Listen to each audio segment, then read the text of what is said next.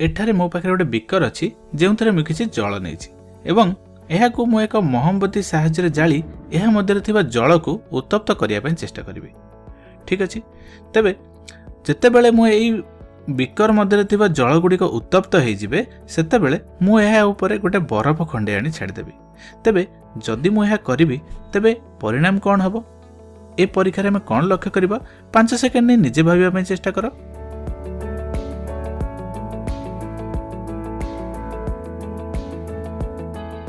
वर्तमान बिकर मध्य थिबा जल फुटिबाकू लागिलानी।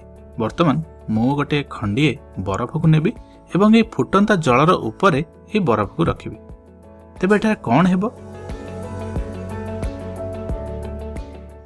तेबे आमे कौन लक्ष्य करछंती आमे देखुछंती एठारे किछि मोटा आकार रो बाष्प सृष्टि होछि।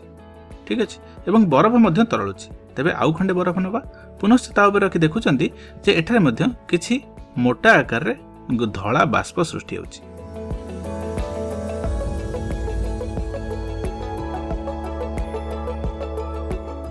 ठीक अच्छे तेबे वास्तव में एठारे कौन होउछि ताको हमें जानिबा।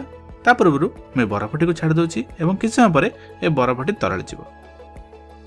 तेबे ए परीक्षा आम परिवेश थिबा किछि उदाहरण सहित जड़ित जेमिति कि किछि जलाशय एवं बादल एवं वर्षा हेबा एवं ता सहित कोनोसी जगह बरफ वृष्टि हेबा ए सबुर उदाहरण अटे।